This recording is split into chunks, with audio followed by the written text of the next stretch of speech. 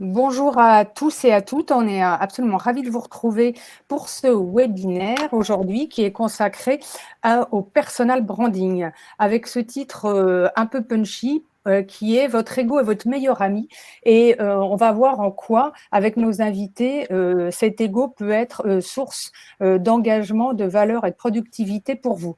C'est une phrase qu'on entendait souvent dans nos webinaires et Sandrine le confirmera. Comment on fait pour poursuivre une carrière, l'upgrader ou carrément en changer quand on a passé la barre fatidique des 45-50 ans? Beaucoup d'entre vous nous ont dit, mais on ne sait pas par où commencer. Et on va vous proposer d'aller chercher la solution en vous et on va vous démontrer que vous êtes votre meilleur allié. Et on va tout vous dire sur ce terme anglo-saxon du personal branding qui va résumer votre capacité à vous constituer une identité forte à l'image d'une marque. Et nous allons en discuter au cours de ce webinaire avec nos invités que je suis ravie d'accueillir. Judith Trépard, bonjour. Vous êtes une professionnelle de recrutement et des RH avec une connaissance approfondie du droit du travail français. Judith a développé une très forte expertise en gestion des talents au sein de l'écosystème des startups. Elle gère la plus grande communauté de RH de l'écosystème tech français qui s'appelle First Talent. Et elle a également publié une étude que je vous conseille sur la diversité et l'inclusion de la tech en 2020. Aujourd'hui, elle fédère sur LinkedIn une communauté de plus de 40 000 abonnés. À ses côtés, on a le grand plaisir d'accueillir Pascal Perriot, qui est le fondateur. Bonjour. Qui est le fondateur du cabinet conseil Unamit, spécialisé en stratégie digitale en restauration depuis 2015. Pascal a fait énormément de choses, donc on a un peu résumé, mais vous allez voir l'étendue de ses compétences, fort de plus de 30 ans d'expérience au sein des plus grands traiteurs parisiens, de Fauchon en particulier, en qualité de directeur marketing et communication. Après un long parcours, en fait, à la tête de la direction commerciale, sa connaissance du parcours client est aujourd'hui reconnue. Pour le magazine France Snacking, il décrypte l'actualité de la food tech au travers de publications bimensuelles et il est en charge de brand content et du social media management. Enfin, il crée pour snacking.fr des campagnes et dispositifs digitaux qui unissent des fournisseurs et la communauté snacking basée sur le native advertising et participe activement à de nombreux événements qualité d'experts, Sandwich and Snack Show, Snacking, d'Or, Congrès du Snacking et le Sierra Food. Vous l'aurez compris, Pascal est aussi un expert de la transition, de l'alimentation également. Alors, tout comme mon associée Sandrine Doppler, que je vais vous présenter pour une fois en tant qu'invitée et non pas en qualité de co-modératrice. Sandrine, hormis le fait qu'elle soit la cofondatrice de ces webinaires, elle est consultante en marketing et elle est cofondatrice d'une autre chaîne de webinaires qui est Planète Food Santé, le média goûtant de la transition alimentaire et de Food Santé Prévention. Elle est mon associée chez Simone, notre média à remous qui donne de la visibilité aux femmes, aux jeunes de votre génération. Et elle a travaillé sur la construction de la marque en tant qu'expérience. Donc, merci à vous trois d'être présents sur ce webinaire. Peut-être que je vais commencer par une question toute simple. J'ai déjà demandé à Sandrine une définition de ce qu'est le personal branding. Ouais, avant que déjà, je suis ravie d'intervenir pour une fois, pas que j'avais envie de spécialement, enfin, de valoriser ça, mais et pourquoi on a invité Pascal? Parce que mais qu'est-ce que ça vient faire dans cette histoire de personal branding?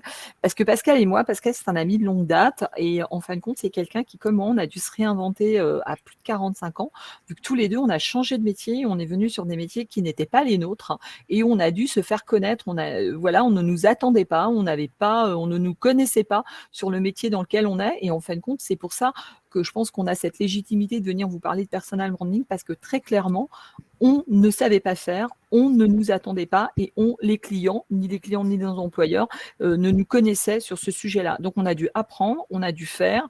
Et donc, nous, ce qu'on voulait partager avec nous, au-delà de nos compétences en marketing, c'était ce savoir-faire qu'on avait eu et comment on avait réussi à faire. Et donc, le personal branding, c'est toujours ce que je vous saoule à vous raconter, c'est le fait qu'on est devenu des marques, en fin de compte, Sandrine, Pascal, Judith, Sophie, et puis toutes les personnes qui sont dans le chat et qu'on connaît, qui nous suivent depuis longtemps, vous êtes devenus des marques et en fin de compte, vous êtes des outils de communication. Et en fin de compte, faire son personal branding, c'est en fin de compte se manager en tant que marque.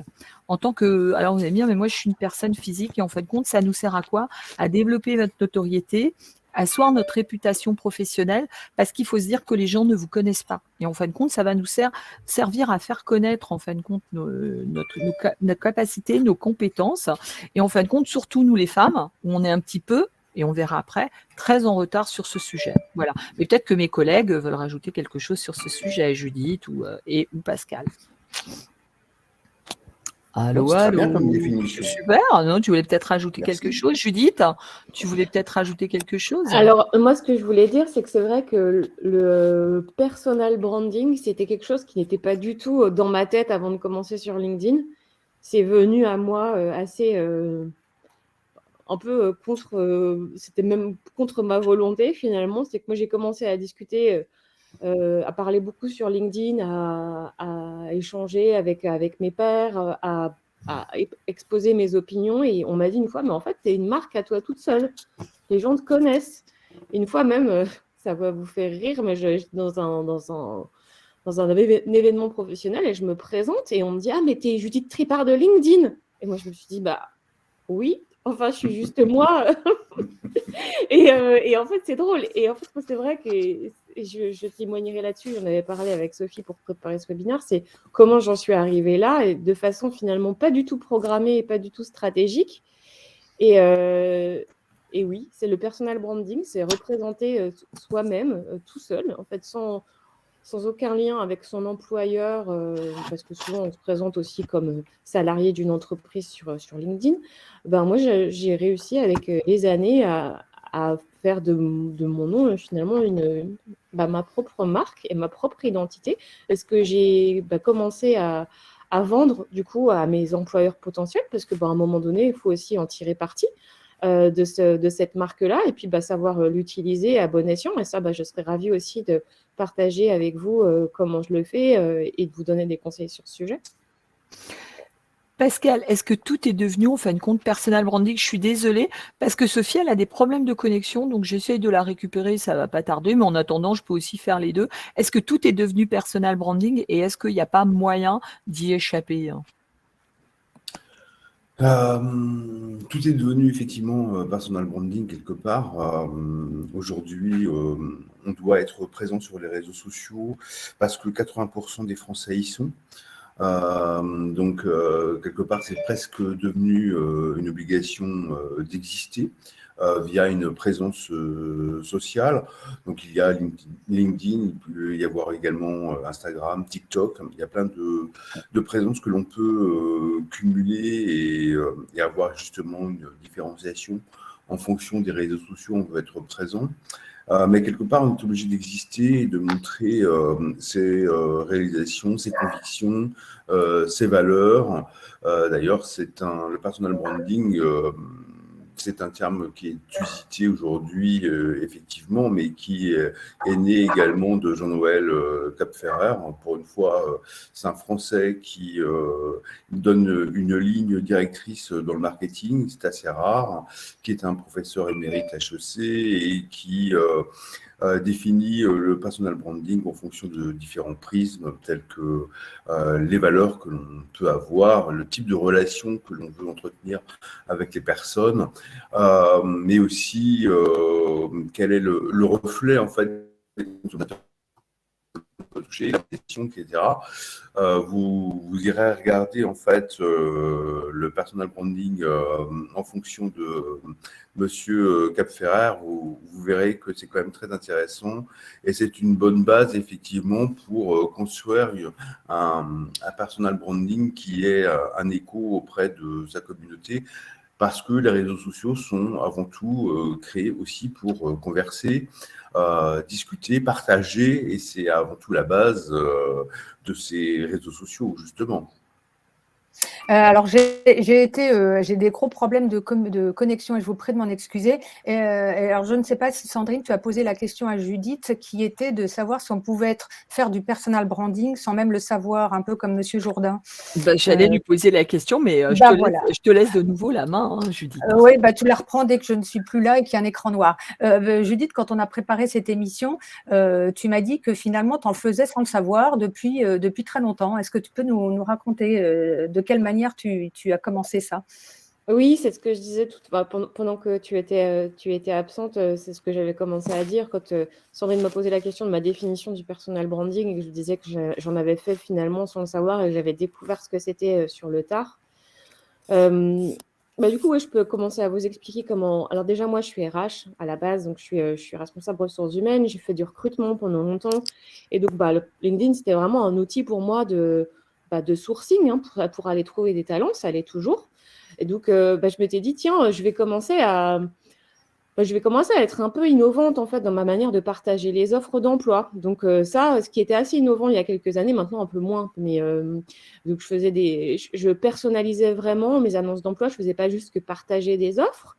Puis après, en fait, il y avait plein de sujets sur lesquels j'avais envie de prendre la parole, sur les sujets RH qui me concernent, et le recrutement, et le secteur de la tech, donc et le travail. Et donc, j'ai commencé à parler, à prendre régulièrement la parole sur ce sujet-là, à partager aussi ce que j'avais fait, mon travail, sur des retours d'expérience sur des sujets, par exemple, sur les politiques de rémunération en start-up, sur quelles sont en gros les règles de, comment dire, ce qu'il faut mettre en place au niveau RH dans une start-up qui démarre. Ça, c'était vraiment mon cœur de métier. Hein. Donc, j'ai commencé à faire ça et puis je me rendais compte que ça marchait bien. Et puis, de temps en temps, j'ai toujours des petites phases. Moi, j'ai des petits coups de gueule sur des trucs. Alors, je m'emballe. Il y a des moments où je m'emballe sur des sujets et j'écris, poum, un gros post en m'emballant sur un sujet. Et puis, je me rendais compte qu'en fait, c'était des posts qui pouvaient faire 40 000, 50 000, 100 000 vues, puis avoir de plus en plus de followers. Et puis voilà. Et donc, ce côté, comme je te disais, Sophie, de finalement faire du personal branding sans forcément m'en rendre compte. Et ce qui est assez étonnant, c'est qu'on me dit souvent, mais Judith, c'est quoi ta stratégie? Et je dis, j'en ai pas en fait. Moi, je me réveille le matin, je me dis, tiens, aujourd'hui, j'ai envie de parler de ça. Ou tiens, ce serait bien de partager ça sur LinkedIn. Et tiens, je vais partager ça comme retour d'expérience, ce serait sympa, ça pourrait avoir de la valeur. Des fois, c'est carrément des docs que je fais et je les poste en fait, parce que je me dis que ça peut avoir de la valeur pour les gens, etc., etc.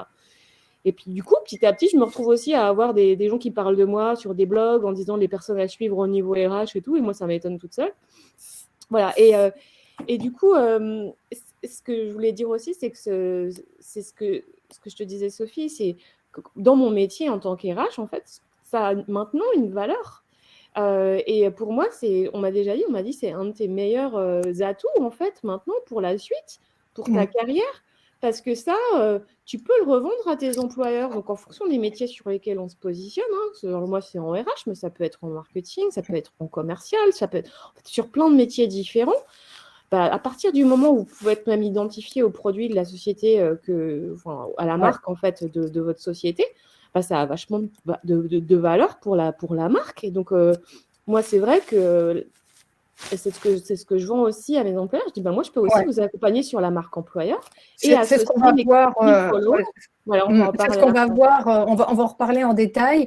Et là, je vais me tourner vers Sandrine. Qu'est-ce qu'on a à vendre finalement de soi? Parce qu'on entend beaucoup de femmes nous dire « Non, mais moi, j'ai rien à dire ». Donc, on a évidemment tous quelque chose à dire. Toi, tu parles de plusieurs choses. Tu parles de talent, d'identité, de référence. Est-ce que tu peux nous détailler ça? Moi, déjà, je me dis, on se vend soi. Et souvent, les gens me disent: «Ah oui, mais moi, il faut que je rentre dans le moule de l'entreprise et tout». Non, si vous devez commencer à rentrer dans le moule de l'entreprise, ça va pas bien se passer après. Il faut que vous restiez vous-même. Donc déjà, vous vendez vos talents, vous vendez vos compétences et vous en avez toutes. Ne me dites pas, arrêtez de me dire que vous n'en avez pas. Vous Il faut allez être voir, authentique, le plus authentique voilà, il possible, faut bien être, sûr. voilà, il faut être le plus naturel possible parce que votre naturel, il va revenir au galop. Si vous le bridez, et je parle sous le contrôle de Judith, hein, qui était recruteuse, si vous le bridez et qu'ensuite dans l'entreprise, vous êtes autre, ça va pas bien se passer. Donc déjà, vous avez des talents, vous avez des points forts, vous faites des choses à côté. Et tout ça, en fin de compte, qu'est-ce qu'on vous demande? Peut-être que c'est des choses que vous faites au quotidien dans des associations ou avec vos enfants ou en termes de créativité. Je sais pas, vous faites de la peinture, enfin, plein de choses que vous faites, mais ça maintenant ça a de la valeur pour une entreprise. On se rendait pas compte avant, ça a de la valeur et donc c'est ça que vous devez mettre en avant. Vos talents, vous devez oser être différent. Moi je le dis tout le temps, mais pas pour le dire raconter, mais c'est un peu comme Judith ou comme Pascal. Si on vous explique pas comment nous on a fait et quelles sont nos expériences personnelles, moi jamais je me mettais en scène devant une caméra parce que j'avais pas une bonne image de moi, j'aimais pas me voir et tout, j'aimais pas me mettre en avant. Il y a plein de choses que j'aimais pas faire. Mais en fin de compte, je suis super contente parce que comme Judith hier, j'étais au Salon de l'Agriculture, qui est un peu mon festival de Cannes, on va dire. J'étais au Salon de l'Agriculture chez Merci des Algues. Puis je parlais avec les filles et tout. Puis la fille, elle me dit, mais vous n'êtes pas Sandrine? Alors je la regarde, je me dis, oh là là, Sandrine, encore quelqu'un que tu as rencontré et que tu as oublié. Elle me dit, mais oui, vous êtes Sandrine de Planète Food Santé. Et elle me racontait tout ce qu'on leur apportait au travers de Planète Food Santé. Mais on a exactement les mêmes témoignages au travers de G-Piscine avec Simone. Quand vous nous faites gentiment des mails après, vous avez des talents. Vous savez faire des choses, donc arrêtez de me dire que déjà vous ne savez pas faire. Et donc vous devez vous dire c'est possible de faire les choses. Et de toute façon, si vous ne tentez pas de le faire, donc vous ne pouvez pas dire c'est pas possible. Donc déjà, vous devez réaliser vos ambitions en fin de compte et vous donner les moyens. Le personal branding, ça va vous donner le moyen d'atteindre vos ambitions. Voilà. Alors, Pascal, on fait quoi? On parle de ses compétences ou on parle de ses soft skills qui sont aujourd'hui hyper importants? Comment on fait la balance entre ces deux types de compétences? Déjà, une des clés et que moi j'ai utilisée, c'est de vouloir être plus intéressant qu'intéressé. Effectivement, on peut se dire, voilà, je me connecte avec des personnes et j'ai envie de leur vendre quelque chose, parce que la question de base, c'était est-ce qu'on a quelque chose à vendre? C'est vrai, et là, il ne faut pas vouloir vendre. Je pense qu'il faut vraiment, une des clés, c'est de vouloir être effectivement intéressant, de venir avec 80% de contenu utile pour ces lecteurs, utilisateurs, voilà, sur les réseaux sociaux et pas seulement sur LinkedIn. C'est de vouloir de montrer quand même quelque chose d'intéressant, de montrer quelque chose, d'éveiller la curiosité, de partager sa veille éventuellement, de partager des belles réalisations, ce que l'on a aimé faire aussi, parce qu'on aime dans son travail certaines choses. Donc, choisissez ce que l'on aime, travaillez sur vos réalisations probantes. Tout ça, ce sont des soft skills, effectivement. Le but étant d'éveiller sa curiosité, d'aller chercher l'émotion, l'engagement effectivement de l'autre et de réunir autour de ce qu'on appelle aujourd'hui sur le net les territoires. On a tous des territoires en commun, des territoires de rencontres. Donc il y a des gens qui partagent les mêmes choses que vous. Sur la food, effectivement, dans mon secteur de prédilection avec Sandrine, c'est aussi comme ça qu'on a pu se rencontrer et qu'on partage des convictions et qu'on s'inscrit dans une certaine transition alimentaire. Voilà, on a tous effectivement des convictions et des choses à partager en commun. Donc aller chercher ces territoires, je pense que c'est aussi quelque chose de très important. On est là aussi pour discuter, comme je le disais, c'est un parcours de discussion, les réseaux sociaux. C'est fini l'époque où on poste son image, on poste quelque chose pour dire voilà, j'ai fait ça, c'est forcément top. Non, on est obligé derrière d'engager de la conversation, de la discussion autour de vrais territoires. Donc, chercher le territoire de rencontre avec des personnes, c'est quelque chose d'intéressant parce que derrière, il y a forcément de la conversation, ce qui va nourrir aussi votre social selling index naturellement, puisque plus vous conversez sur LinkedIn notamment, plus votre social selling index est important et votre indice de confiance est aussi important. Est-ce que, Judith, justement, dans la définition de ces territoires, est-ce que les side projects sont une valeur ajoutée ou est-ce que ça nous fait passer pour quelqu'un qui serait un peu éparpillé? Comment on peut gérer aussi la diffusion de ce qu'on fait à côté? C'est une bonne question. Moi, je pense que tout dépend quel est le side project. Enfin, typiquement, voilà, mon side project, moi, ça a été la constitution d'une énorme communauté RH sur laquelle je m'implique énormément parce que ça prend du temps. On est plus de 300, il y a une communauté sur Slack. C'est des échanges aussi à modérer, des questions à apporter, etc. Mais ça reste quand même très connecté à mon métier. Donc moi, et ça me nourrit aussi dans mon métier. Donc, c'est aussi assez lié au networking. Donc, tout ça est très lié finalement. J'ai d'autres side projects dont je ne parlerai pas sur LinkedIn parce que c'est très personnel et intime. Je pense que ça renvoie un peu à ce que disait Pascal, c'est la notion de territoire. Où est-ce qu'on se positionne? De quoi on va parler en fait sur LinkedIn? Qu'est-ce qu'on veut passer comme message finalement? Et j'ai bien aimé la présentation de Pascal, c'était vraiment ça. C'est que finalement, moi, je l'ai fait de manière très inconsciente, mais maintenant, avec du recul, je peux l'analyser en disant c'est vrai que et c'est aussi pour ça que ça a fonctionné. J'ai pas parlé de tout et n'importe quoi. J'ai pas confondu LinkedIn avec Facebook ou avec Instagram. Non, je suis restée sur quelque chose un side project. Sophie, c'est pas slide, c'est side, c'est un projet à côté en fait. C'est un projet à côté de son métier, de sa fonction en fait. Donc ça peut être une activité entrepreneuriale. Donc, dans ce cas-là, c'est très professionnel. Et donc, vraiment, pour le coup, c'est même super de pouvoir en parler. Ça peut être une association.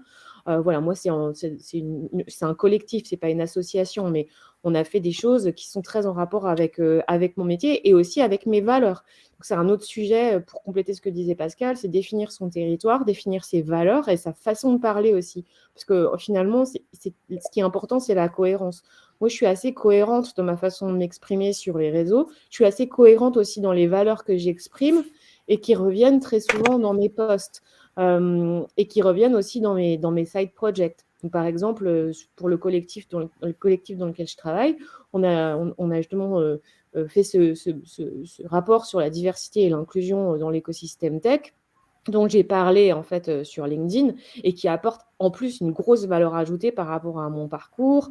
Donc voilà, et la diversité et l'inclusion, c'est des sujets moi qui me tiennent à cœur et donc je parle très souvent en fait sur LinkedIn, alors que ça fait partie un peu de mon métier, mais je suis pas responsable diversité et d'inclusion de ma boîte. Enfin, c'est Bien sûr. une petite partie. Donc voilà, tout ça c'est important, c'est vraiment les side projects, ses valeurs, sa façon de communiquer, son territoire, de quoi on parle, et c'est cette cohérence là qui va faire que vous allez avoir beaucoup d'écho en fait sur les réseaux sociaux. Donc là, on parle de LinkedIn, on pourra peut-être parler d'autres réseaux. Moi, je suis moins sur les autres réseaux. Mais c'est cette cohérence-là qui va faire que vous allez avoir des personnes qui vont vous suivre parce qu'ils vont justement avoir envie de vous entendre sur ces thèmes. Ouais, et ça, on va en reparler. Et on a une question dans le chat, mais on va y répondre tout à l'heure, mais elle est intéressante et ça va sûrement résonner pour Judith. Adeline nous dit, vous parlez de personal branding sur les réseaux sociaux, mais est-ce que ça peut s'appliquer aussi en entretien d'embauche? Et je pense que c'est une question à laquelle on va répondre un petit peu plus tard. Pour en revenir, je dirais purement à la stratégie, parce qu'effectivement, il y a des stratégies. Pascal, toi, tu parles d'advocacy marketing. Est-ce que tu peux nous expliquer un peu en quoi ça consiste? Oui, alors l'advocacy marketing, c'est à chaque fois en fait que l'on va pouvoir faire écho à une marque quand on travaille dans une entreprise, que son entreprise va publier un livre blanc, un webinar, par exemple. Il est bon aujourd'hui que les employés, et on en parle également, parce que ça fait partie de leur activité, de promouvoir quelque part ce qu'une entreprise va pouvoir faire et qui entre dans son domaine d'activité. Donc l'advocacy marketing, c'est aussi quand un client va parler d'une expérience sur une marque. Donc c'est cette influence et ce climat de confiance qui est généré par les employés, mais également les consommateurs quand on est consommateur d'une marque notamment, ou pour une entreprise. D'ailleurs, Judith pourra certainement me confirmer dans ce que je vais dire par la suite. L'un des réflexes aujourd'hui des employeurs est de voir comment les recruteurs, en fait, comment les employés se comportent vis-à-vis de la marque pour laquelle ils travaillent. Est-ce qu'ils partagent des choses, des réussites, des contenus que la marque est en train de créer, par exemple, pour créer des rencontres avec les consommateurs, parce que c'est aujourd'hui important d'avoir des membres actifs de l'entreprise qui vont partager ce genre d'informations et d'avoir aujourd'hui des futurs recrutés qui vont aussi parler à l'avenir de sa propre marque. C'est quelque chose de très important. C'est ce qu'on appelle aussi aujourd'hui effectivement l'advocacy marketing. Je ne sais pas si j'ai été clair, et si Judith peut compléter oui, absolument. ce que je viens de dire. Avant de passer redonner la parole à Sandrine, Judith, tu peux rebondir là-dessus parce que toi, tu as choisi de porter la marque employeur dans ta stratégie de communication, donc tout ça se rejoint. Est-ce que tu peux rebondir sur ce que vient de dire Pascal ? Oui, alors moi, c'est vrai que je le fais très naturellement aussi parce que en tant que DRH, je considère que je suis aussi responsable de la marque employeur. Et comme je disais, c'est vraiment quelque chose que je vends aussi, en fait, et ça rejoint la question que vient de poser Catherine sur le chat. C'est que moi, je le vends aussi, en fait, en entretien, en disant, typiquement l'année dernière, j'étais en recherche d'emploi et donc, on me disait: «Ah, nous, on a un gros souci de marque employeur, il faut vraiment qu'on revoie notre stratégie et tout».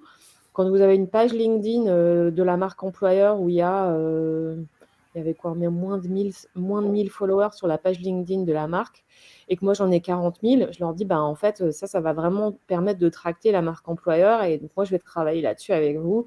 Donc là j'ai fait tout un travail avec eux sur au début en fait pour beaucoup porter la voix de la marque sur ma page et là petit à petit je suis en train de switcher et de remettre un petit peu plus de marque employeur sur leur page LinkedIn et un petit peu moins sur ma page. Et moi, je reprends plus la parole avec ce que je fais d'habitude qui me concerne plus moi et mes side projects et moins juste ma marque. Alors que je le fais quand même, mais moins souvent qu'avant.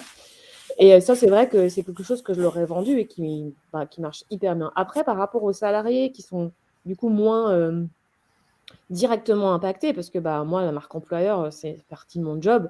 Eux, c'est pas forcément toujours, ils n'ont pas toujours envie en fait de porter la voix de leur entreprise. Et ça, c'est complètement, c'est un choix personnel, j'ai envie de dire. Ça, c'est moi, je leur demande s'ils ont envie de partager les posts, etc. Mais voilà, c'est un choix personnel. Après, il y a d'autres fonctions, par contre, où oui, on peut carrément porter la voix de sa boîte et où ça peut être utilisé pareil en entretien en disant attendez, moi maintenant je suis une marque à moi tout seul ou moi toute seule et voilà ce que j'ai fait jusqu'à présent et je pense que je peux vous aider aussi à toucher vos cibles en fait parce que c'est aussi ça, c'est l'alignement de vos cibles sur votre personal branding et des cibles de la marque de la boîte que vous représentez en fait. Donc s'il y a un alignement des cibles, ça peut être carrément un levier business et ça vous pouvez aussi le mettre en avant ou bien juste sur un sujet pur de marque employeur quoi. Donc oui, ça peut être carrément utilisé. Après, c'est au bon vouloir des personnes. Voilà, les salariés n'ont pas toujours très envie de s'associer à la marque employeur. Je n'y vois pas forcément l'intérêt. Ouais, ouais, absolument. Et d'ailleurs, on a aussi un autre cas de figure et je dirais avant de rentrer dans le côté très concret, de comment on fait et comment je procède quand je démarre, Sandrine, comment toi tu as plusieurs casquettes professionnelles, comment tu communiques, sur les réseaux en switchant de l'une à l'autre et est-ce qu'il faut qu'il y ait une espèce de cohérence dans ce que tu fais ou que finalement, tu as 2 expertises reconnues et qu'elles sont pas forcément, elles se situent pas forcément dans le même type de communication? Alors, moi déjà, ce qui est bien, c'est que les gens ont bien fait le distinguo dans mon histoire, dans mon storytelling, hein, vu que moi j'ai un storytelling. Les gens, je leur explique, je vivais en Suisse hein, jusqu'au confinement. J'ai dû revenir en France et il a fallu que je me réinstalle professionnellement, mais j'aurais pu me réinstaller en tant que salarié. Moi, j'ai toujours été indépendante, voilà. Mais donc, il a fallu que je reconstruise une histoire que j'explique aux gens parce qu'ils se disent c'est qui cette fille qui tout d'un coup revient sur les médias sociaux, commence à choisir. Donc, comme l'a dit Pascal et comme l'a dit Judith, j'ai sélectionné les sujets sur lesquels je voulais travailler. Et en fin de compte, je suis même venue te voir parce que j'ai commencé à être impactée par la problématique de piscine, c'est-à-dire de la visibilité de la femme de 45 ans. Tout le monde connaît l'anecdote en te disant ouais, mais j'y crois pas. Enfin voilà. Donc, du coup, je suis revenue vers toi et je t'ai dit, écoute, c'est un sujet qui m'intéresse. Donc, sur G-Piscine, par exemple, à contrario de mon activité de consultante que là, je mets beaucoup en avant, sur G-Piscine, je te laisse le lead, des visibilités et tout. Moi, je suis plutôt en arrière et je suis présente sur les webinaires parce que là, il ne faut pas non plus que mes clients ne comprennent pas où je suis positionnée. Je dirais que Piscine, c'est mon side project. C'est pas mon activité principale, c'est mon side project si je veux faire. J'y passe du temps, j'y consacre du temps, mais mon activité principale, c'est d'être consultante. Et là, j'ai dû reconstruire une histoire. Et qu'est-ce que j'ai fait pour dire, écoutez, j'existe là, les enfants, vous me voyez. Voyez-moi, j'ai besoin de travailler aussi. J'ai créé la chaîne Planète Foot Santé. J'ai été chercher quelqu'un pour compléter cette partie santé que je n'avais pas. Et maintenant, c'est un webinaire par mois, environ 250-300 personnes. Et c'est surtout pour moi de l'appel entrant, c'est-à-dire que ce n'est pas moi qui vais démarcher les gens, c'est où on me propose des missions. Mesdames, parce que j'ai vu déjà dans le chat, ça parle, mais oui, mais comment on fait pour faire du boulot? On est même déjà venu me proposer des mises en poste, mais que je ne souhaitais pas. Hein, c'était un choix personnel de ne pas être en poste. Mais en fin de compte, pour moi, mon personal branding, la manière dont je l'ai construit, c'était pour me générer de l'appel entrant. Pascal ne me contrariera pas, je dis non plus, quand on est consultant, le temps de passer chercher du contrat, c'est très compliqué. Je préfère le passer tous les jours à travailler mes réseaux sociaux. Donc, les miens, c'est LinkedIn et Twitter majoritairement. Je ne suis pas très bien présente sur Facebook et Instagram. Ce n'est pas mon territoire. En fin de compte, Instagram, moi, je ne fais pas de trucs de mode ni de recettes de cuisine et tout. Voilà. Et je partage ma vie dans ce que je fais, la partie alimentaire et puis dans la partie piscine. Donc, je pense que les gens l'ont bien compris. Il y a très rarement, les gens me disent, on ne comprend pas trop ce que tu fais. Ça aurait pu être, mais très rarement, on me l'a rarement dit en vérité. On a bien compris que G-Piscine, c'est un engagement personnel de side project, mais que mon activité principale, elle est autour du foot, ce qui me permet sur mes réseaux sociaux de switcher sur les deux et d'avoir une prise de parole sur les deux, même si je te laisse la primauté de tout ce qui est média parce que ça ne m'intéresse pas, pour que là, il n'y ait vraiment pas de confusion. Voilà. Ouais, c'est hyper intéressant et sur cette question est-ce que les femmes, et cette question elle est importante et c'est toi qui l'a soulevée, Sandrine, les femmes ont-elles du retard en matière de personal branding par rapport aux hommes? Et je vais me tourner vers Pascal. Est-ce que la question du réseau, elle est plus difficile à mettre en œuvre pour les femmes pour des questions culturelles, de manque d'habitude, spécifiquement quand on a plus de 45 ans? Est-ce qu'il y a une difficulté qui se fait jour là très clairement? Tout est dans la posture et ceux qui ont pour moi le plus de difficultés, ce ne sont pas les femmes, mais ce sont les jeunes. Parce qu'ils ne sont absolument pas habitués à des réseaux professionnels et à entrer en relation de manière professionnelle. Donc, ils auront absolument besoin d'une vraie formation, d'une éducation particulière quand ils entrent dans la vie active, mais aussi pour gérer leur carrière, parce qu'il s'agit bien effectivement de gérer sa carrière sur le long terme. Et on voit bien que les jeunes ont ce problème, ils savent très bien communiquer sur les réseaux sociaux d'un point de vue personnel. Et quand il s'agit d'avoir une posture très professionnelle, ils ont beaucoup plus de difficultés. Alors qu'une femme qui a 45 ans, elle a déjà un passé, elle connaît le milieu professionnel, elle connaît les rouages de la vie professionnelle, même si celle-ci est en permanente en mutation. Elle sait ce qu'elle a réalisé, elle sait ce qu'elle veut beaucoup plus. Enfin, c'est vraiment là, 45 ans, je trouve, l'âge de la maturité, de la prise de conscience. On a fait beaucoup de choses par le passé pour faire plaisir. On a subi beaucoup de choses. On sait ce qu'on aime, on sait ce qu'on n'aime pas. Donc, c'est d'autant plus facile de communiquer sur ce que l'on aime à 45 ans, alors qu'on a tout à découvrir et tout à se découvrir quand on est jeune. Donc la difficulté, elle est vraiment pour les jeunes d'avoir des vraies positions, des vraies valeurs à partager, de créer des rencontres à 45 ans. Voilà, on est vraiment mature. Je ne sais pas ce que tu en penses, Sandrine ou Judith, moi, je vous repose la question.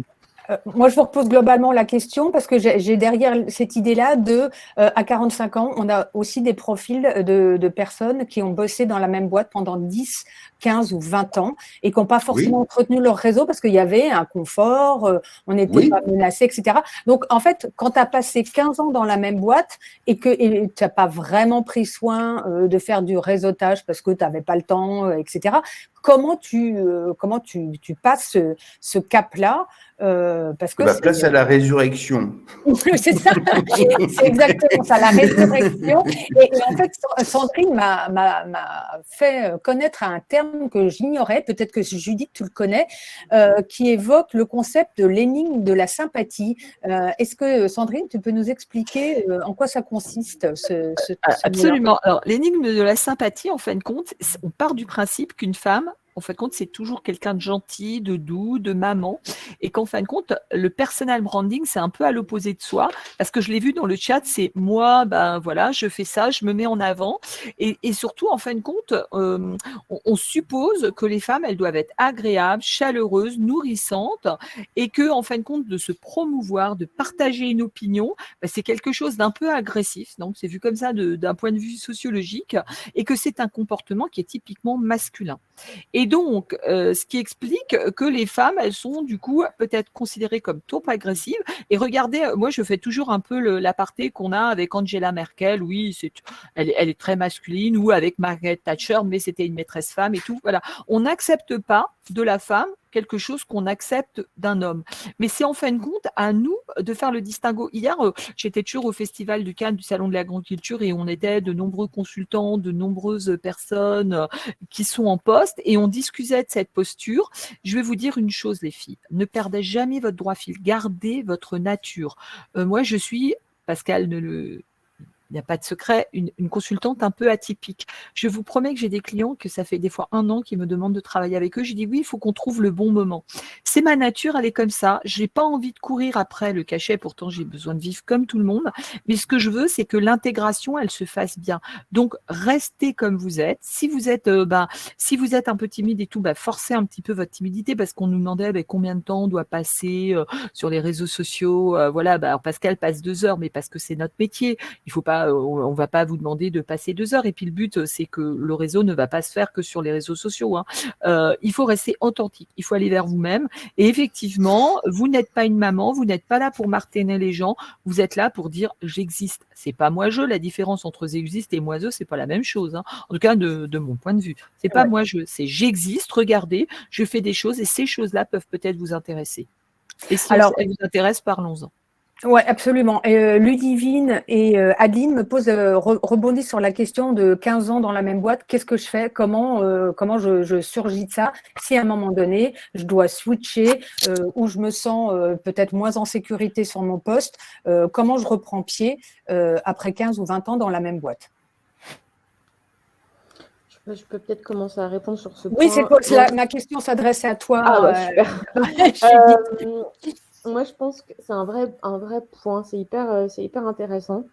Moi, j'ai connu le sujet parce qu'avant, j'étais chez TF1, j'avais la direction du recrutement et des carrières et il y avait pas mal de gens qui avaient cette problématique puisque la moyenne d'ancienneté est de 16 ans dans le groupe TF1.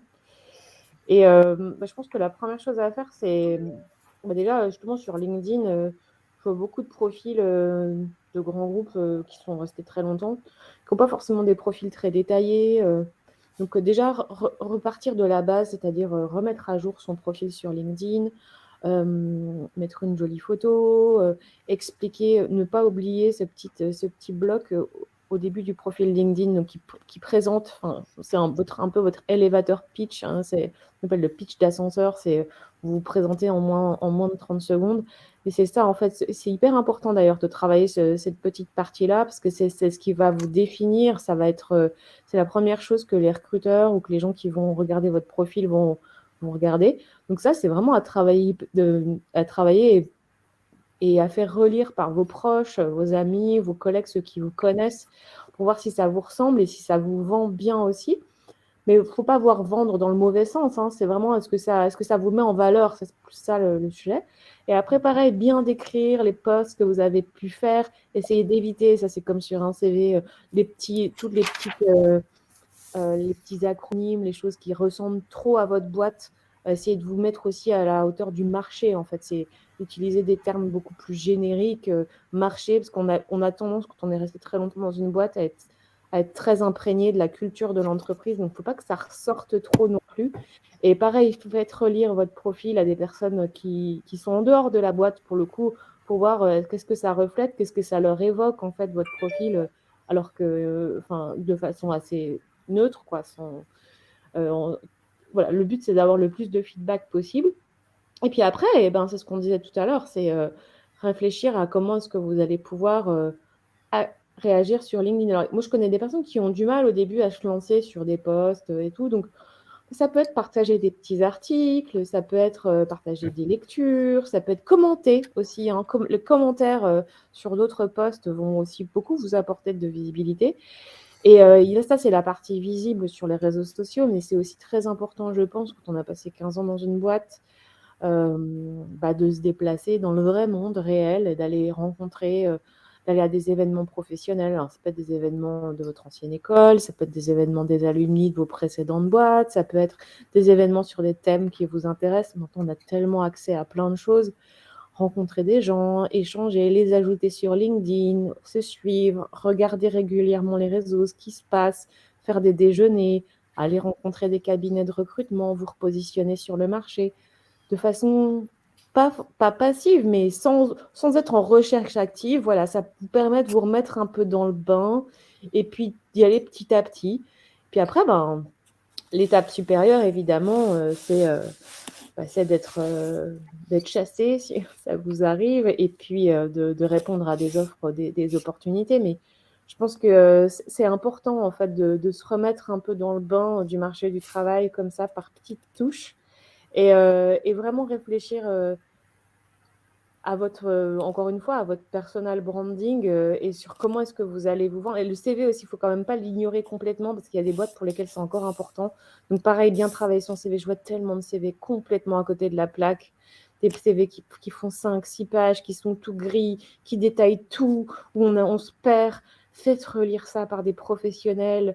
Et moi là-dessus, pour les personnes qui sont là sur le chat aujourd'hui, demandez mes coordonnées à Sophie et je suis complètement ouverte à vous faire un retour très objectif sur votre CV. J'en vois passer plein. C'est important, quoi. C'est ça aussi le personal branding, cette vitrine-là aussi, hein. Ouais, c'est hyper important et merci beaucoup de ta proposition, Judith. Je trouve ça extrêmement sympa de ta part de regarder ça. Et je vais passer la parole à Sandrine. Non, mais je vais juste dire un truc, parce que à chaque fois, on nous dit le truc, j'ai 45 ans, on veut pas de moi. Et moi, la dernière fois, j'ai coaché quelqu'un, je crois qu'elle est présente en plus, voilà, j'ai fait 2 heures de coaching, je lui ai dit, allez, et à chaque fois, elle commençait sa phrase, c'est j'ai 45 ans, j'ai machin. Je lui ai dit, mais je vous jure que c'est vrai. Hier encore, on m'a dit, ah bon? Ah oui, t'avais 56 ans. Ah mais, vous voyez ce que je veux dire? À un moment, l'âge ne devient plus un problème parce que vous apportez quelque chose. Si vous partez d'une négativité, excusez-moi, moi je suis une agitée des mains. Si vous partez d'une négativité, Et bien, tout de suite, la personne, elle va se focuser là-dessus.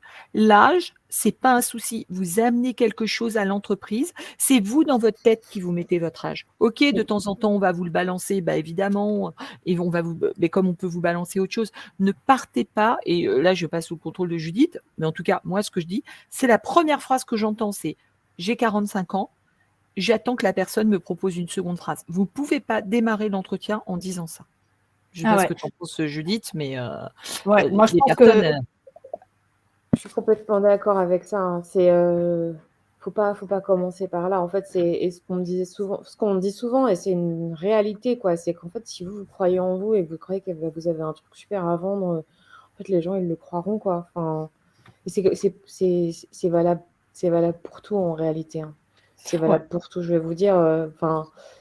Moi, il y a quelques années, j'avais pas du tout confiance en moi à tous les niveaux, d'un point de vue physique, d'un point de vue dans ma vie professionnelle, etc. Et j'enchaînais honnêtement les galères, quoi. Maintenant, je regarde en arrière et je me dis, mais tu avais tout pour toi. Et en fait, c'était dans ta tête. Et au final, de fait, tu t'attirais pas les bonnes opportunités parce que tu étais tellement persuadée que ça allait pas bien se passer et que tu valais rien. Et j'avais ce syndrome de l'imposteur hyper fort. Et en fait, maintenant, en me mettant un peu ouvert aussi au monde extérieur et avec tous les retours que j'ai pu avoir, en fait, j'ai commencé à me présenter hyper différemment.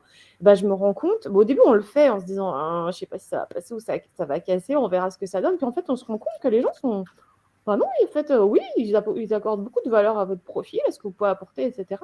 Et ça renforce beaucoup son estime de soi. Et en fait, on se dit, en fait, si j'ai cette valeur, hein, elle est importante et maintenant, j'y crois. Et ça a changé vraiment beaucoup ma manière de voir les choses. Et je suis beaucoup moins angoissée, même par rapport au monde du travail, parce que j'ai l'impression de moins dépendre, en fait, de l'extérieur, de moins dépendre de la vision des cabinets, de moins dépendre de la vision des recruteurs, de moins dépendre d'une entreprise. Je me dis, en fait, j'ai une valeur, elle a une valeur marché, j'ai ma petite marque perso aussi.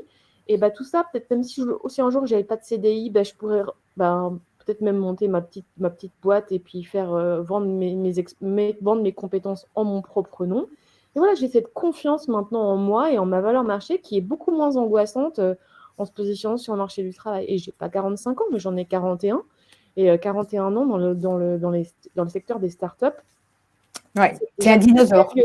C'est très, très vieux. Je suis la plus vieille de ma boîte et on devient senior à 35 ans. Et Pascal, justement, pour toi, comment on dépasse ce sentiment d'illégitimité dont parlait Judith? Judith a très bien exprimé, en fait, il faut vraiment être soi, authentique. Bien sûr qu'on a des âges, en fait, qui sont des caps à passer, effectivement. À 45 ans, femme ou homme, les enfants commencent à quitter la maison, enfin. Donc, on va pouvoir s'occuper de soi et on se rend compte, en fait, qu'on a beaucoup travaillé pour les autres. Donc, l'important, c'est de se retrouver. Donc, la pyramide de Maslow, une fois de plus, reprend le dessus. Est-ce que tu peux nous expliquer, pour celles qui ne connaîtraient pas la pyramide de Maslow, ce que c'est? Oui, c'est tous les besoins, en fait, physiologiques, mais aussi d'appartenance à une communauté, de sécurité, qui sont déjà exprimés. Donc, besoins physiologiques, manger, dormir, pouvoir se coucher dans un abri, voilà, tout ça, ce sont des besoins essentiels. Et puis, il y a ce besoin d'estime de soi qui se retrouvent et sur lesquels les marques travaillent beaucoup, parce qu'on va pouvoir acheter effectivement une marque parce qu'elle représente quelque chose par rapport à soi, comme le fait si bien un Lacoste, mais comme le fait si bien aussi des gens comme Ferrero, par exemple, avec le Nutella, qui, même s'il perd quelques points fonctionnent toujours. Et puis, il y a ce besoin d'accomplissement sur lesquels les réseaux sociaux surfent beaucoup. Effectivement, besoin d'accomplissement, il est très fort et il devient d'autant plus fort à partir du moment où on a ces caps à passer, donc ces caps de l'âge et ces caps de la vie également, donc le départ des enfants, plein d'autres problèmes effectivement à passer, le fait qu'on a travaillé beaucoup pour les autres, et d'un seul coup, on se rend compte qu'il n'y a plus que soi qui existe et que là, c'est important effectivement de reprendre la main sur sa propre vie, sur ses convictions. Enfin, c'est un cap à passer important. Et donc, la pyramide de Maslow est effectivement très liée à sa présence et à son besoin d'accomplissement, bien évidemment. Voilà, je ne sais pas si j'ai bien répondu à la question, Sophie, mais Oui. est-ce que ça te va? Oui, tout à fait, parce qu'on était vraiment sur ce côté de switch à 45-50 ans, et c'est vrai que dans le chat, on nous dit, quand même si on a tout ça, quand on est en entretien, c'est les recruteurs nous recalent parce que l'âge, l'agisme, en fait, en entreprise, il est quand même très, très présent, et pour les femmes, Il y a l'âge, il y a l'âge et puis il y a surtout le salaire aussi, quand même, qui est important. Oui, voilà. Le salaire d'un senior n'est pas le même que le salaire d'un junior ou la fonction d'un junior. Et est-ce que le senior va pouvoir s'adapter justement à une structure et une mentalité junior et une entreprise de plus en plus agile, c'est encore autre chose, effectivement. Ouais. On est sur d'autres problématiques. Sandrine, concrètement, tu t'évoquais plusieurs étapes sur le personal branding pour le faire de manière très concrète. Qu'est-ce que tu nous proposes? Il y a un mantra, se connaître, se faire connaître et se faire reconnaître. Alors, se faire connaître, ça nécessite quoi? Déjà de faire ce qu'on appelle, nous, en marketing, une matrice SWOT, mais enfin, vous pouvez faire 2 colonnes, mes forces et mes faiblesses, déjà. N'hésitez pas à demander autour de vous comment vous êtes perçu, comment les gens vous perçoivent, parce que des fois, on a une fausse image de soi-même. On a l'impression qu'on est plutôt sympa, plutôt avenant, qu'on ne répond pas de manière sèchement, qu'on répond bien et tout. Et vous allez être souvent étonné de l'image qu'on va vous renvoyer de vous-même. Alors, quand c'est des gens autour de vous, c'est bien parce que ça veut dire que vous allez pouvoir corriger le tir pour la prochaine fois, pour un entretien. Donc, la première chose, c'est de se connaître et de bien se connaître. Et moi, je travaille soit en colonne, soit parce que quelqu'un nous dit, est-ce qu'il y a des outils? Il y a sûrement des outils, mais enfin, on peut aussi, moi, j'utilise un mind mapping, une petite carte mentale, je mets, tiens, voilà, je sais faire ça, et puis je sais pas faire ça, parce que ça permet aussi de voir sur quels sont les points d'amélioration et où est-ce qu'on peut aller se former. Je vous rappelle, mesdames, qu'il y a des MOOC en ligne qui sont gratuits et qui permettent de se former aussi. 2, se faire connaître, c'est-à-dire à qui je m'adresse, qui sont mes cibles. Dont parlait Judith tout à l'heure, qui sont mes cibles, voilà. Est-ce que c'est un recruteur? Est-ce que c'est des potentiels clients si vous êtes indépendant ou si vous avez un magasin, une marque, quelque chose comme ça, et de quoi ces personnes ont besoin. Vous voyez, on doit tourner le paradigme dans l'autre sens. C'est pas vous ce dont vous avez besoin, vous, c'est de eux ce dont ils ont besoin. Et comment vous allez pouvoir répondre à leurs besoins. Et ensuite, toujours dans se faire connaître, parce qu'attendez, on parle beaucoup de réseaux sociaux, on en parlera tout à l'heure. Réseauter, c'est aussi aller dans le vrai monde, rencontrer des vrais gens. C'est la posture, c'est la tenue, c'est adopter les codes de l'endroit où vous allez aller. Par exemple, nous hier on était en mode salon d'agriculture et puis peut-être demain on sera en mode cocktail dans une ambassade ou un ministère. On doit adopter les codes en fin de compte de l'endroit où on est et savoir mettre en avant votre singularité. Ça, je pense que je l'ai dit. Et 2 choses, mais qu'on évoquera sûrement après avec Pascal et Judith. La stratégie, elle est numérique, mais relationnelle. On ne doit pas rester sur uniquement des réseaux sociaux, hein, il ne faut pas se cacher derrière.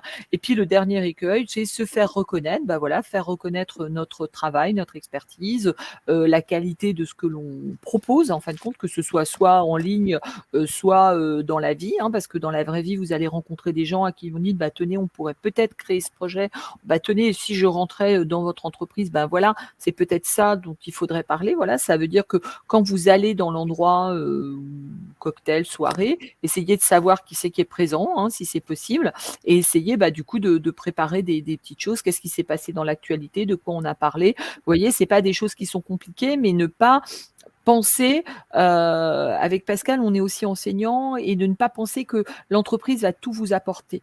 C'est vraiment ce côté maternage de l'entreprise et un peu paternaliste, c'est vraiment de vous dire, voilà, moi je suis un ovni marketing, je dois aller me vendre à une entreprise. Vous mettez-vous dans la posture inverse et vous allez voir, ça va plus vous détendre. C'est un peu compliqué, hein, pas compliqué, c'est un peu long à mettre en place, et que ça. Mais une fois que vous allez être rodé, comme l'a dit Judith, ça roule tout seul, quoi.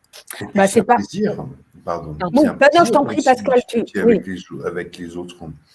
D'avoir établi des territoires et de pouvoir continuer à converser, enrichir aussi ce que l'on croyait, c'est ça le plaisir, et qui prend toute sa mesure dans la curiosité, hein, évidemment. Alors, tu me fais une transition parfaite, Pascal, parce que quand on a préparé le webinaire avec Judith, Judith, c'était ton maître mot, hein, tu m'as dit, parce que j'ai posé la question mais le réseau, c'est pas que LinkedIn, c'est dans la vraie vie, et dans la vraie vie, tu m'as dit, le truc, c'est de rester curieux.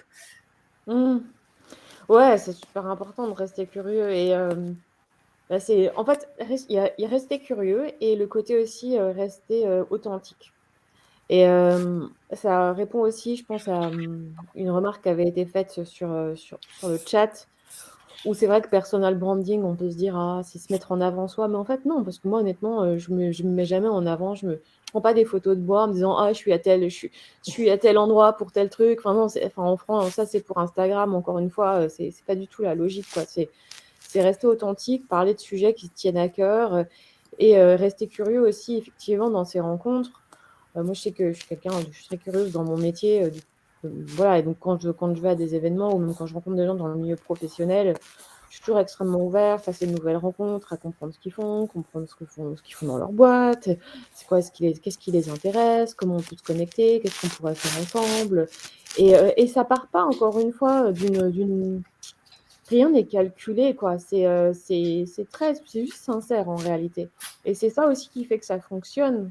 Mais ce que je te disais aussi, Sophie, c'est que c'est pour ça que c'est pas le personal branding, ça va pas être le must-have pour une carrière professionnelle à passer 45 ans. Hein. C'est juste un plus, et ça peut vous aider. Donc, vous ne mettez pas la pression en vous disant « faut absolument que je fasse ça, et mon Dieu, je suis tellement pas à l'aise et j'ai pas envie. » Du coup, vous irez à reculons, et ça va pas vous convenir, et vous le ferez pas forcément de la bonne manière, et vous n'aurez pas les résultats escomptés, et derrière ça va juste vous déprimer. Donc c'est pas la peine. Il faut vraiment que ça soit quelque chose de très très très sincère, encore une fois avec curiosité, une démarche assez naturelle, pas attendre des résultats du jour au lendemain, parce que pareil, en fait, tout ça vient. Moi, ça fait 10 ans que je suis sur LinkedIn, 10 ans que je prends la parole régulièrement, il y a des fois je poste des trucs, ça a quasiment pas d'impact, et des fois je poste des trucs et je me retrouve avec 100 000 vues, et je trouve ça cool, et en même temps ça me surprend toujours.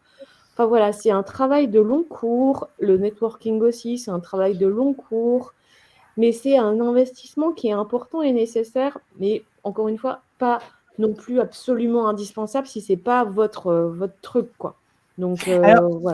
Ouais, c'est super important, et ça rejoint ce qu'a dit Pascal tout à l'heure, c'est qu'à un moment, il faut s'amuser à le faire. C'est qu'il faut que ça soit pas l'énième corvée de la journée. Et justement, Pascal, toi, tu disais que le maître mot pour toi du personal branding, c'était la conversation. Et en fait, cette conversation, Pascal, on peut très bien la poursuivre offline. Évidemment, c'est d'ailleurs ce qui se passe. Hein. Et il faut la poursuivre. Les contacts sont entrants sur LinkedIn ou d'autres réseaux sociaux, hein, d'ailleurs. Hein. Mais ensuite, on a besoin d'échanger et de sortir de l'écran, en fait, qui malgré tout nous sépare. et entrer dans la vraie vie et poser des questions qu'on ne poserait pas, en fait, sur des réseaux sociaux.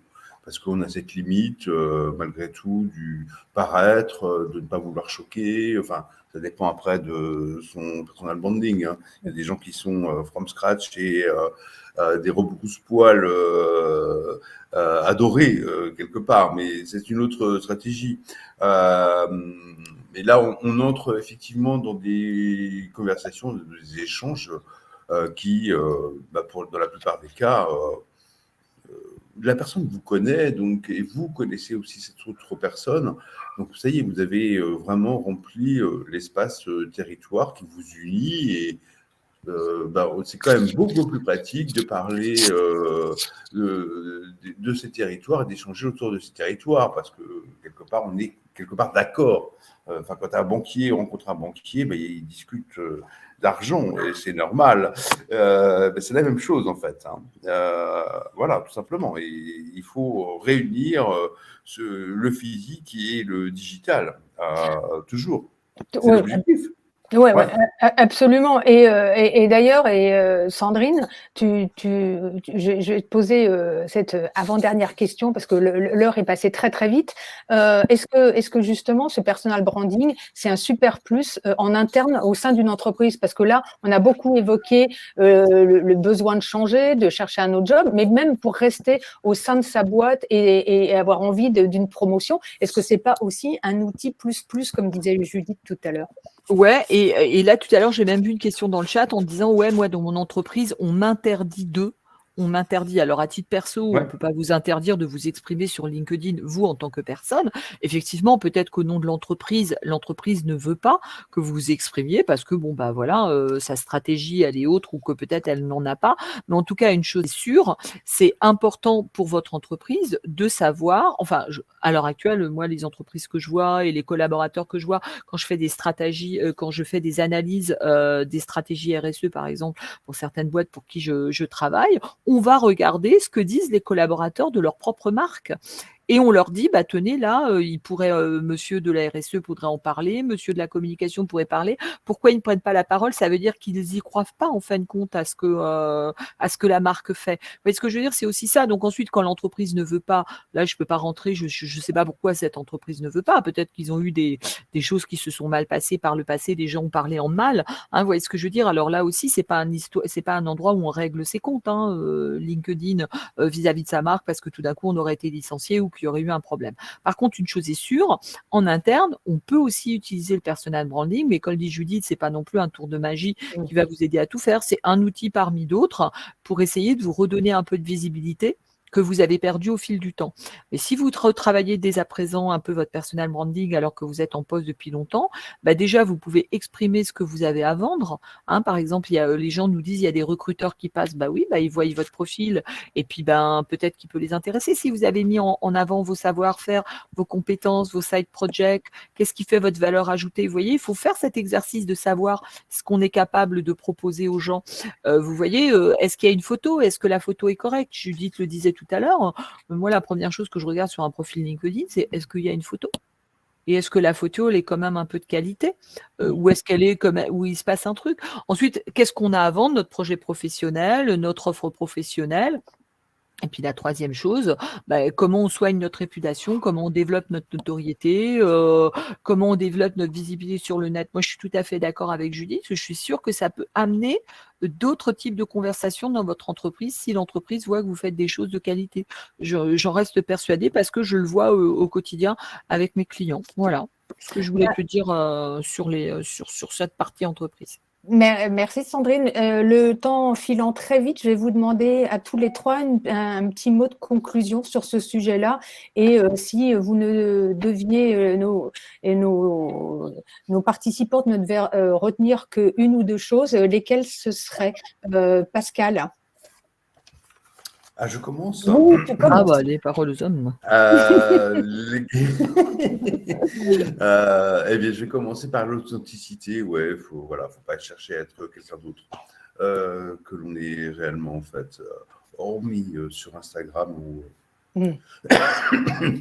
peut-être que On a besoin d'avoir une vie absolument parfaite, mais il faut être le plus authentique possible parce que il faut être reconnu pour ce que l'on est vraiment et attirer des personnes qui reconnaissent vos qualités. Voilà, donc pour moi, le maître mot, c'est l'authenticité et la conversation. Merci Pascal. Judith? Oui, bah, je pense que ce que vient de dire Pascal, c'est ce que je voulais dire aussi, voilà, l'authenticité, la sincérité, la curiosité, pas trop d'impatience non plus. Voilà, si vous êtes activement en recherche d'un poste, c'est pas le personal branding qui si vous n'en avez jamais fait jusqu'à présent, qui va vous aider d'un coup.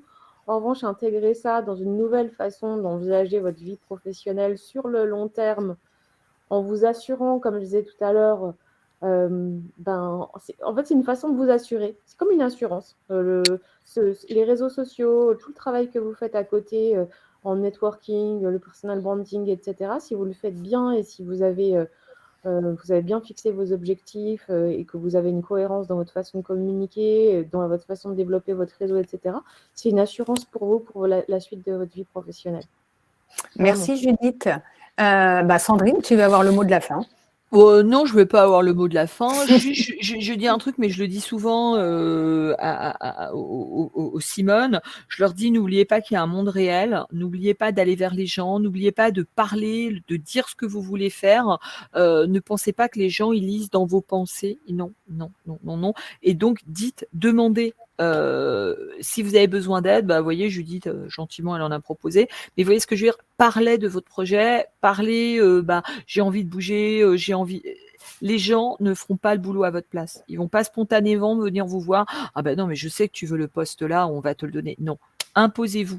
Hein. Et donc, ça veut dire de parler. Donc, parler, c'est aussi dans la réalité. Hein, quand le dit Pascal, une fois qu'on a quitté les réseaux sociaux, voilà. Hein. Je vous remercie infiniment pour cette conversation tous les trois.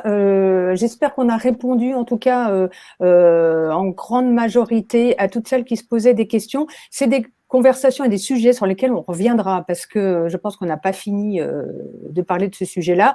Et nous, on se retrouve très très bientôt pour un prochain webinaire. Merci Pascal, merci Judith, Merci Sandrine. À très vite. Et tous ceux qui sont intéressés par les RH, vous allez suivre Judith sur LinkedIn. Tous ceux qui sont passionnés par la transition alimentaire, et c'est passionnant, je vous recommande évidemment Pascal et Sandrine. Allez voir ce qu'ils écrivent, c'est passionnant et on sort des clichés. Merci infiniment à toutes. Ciao et à très vite. Au revoir. Merci, Au revoir. Au revoir. Au revoir.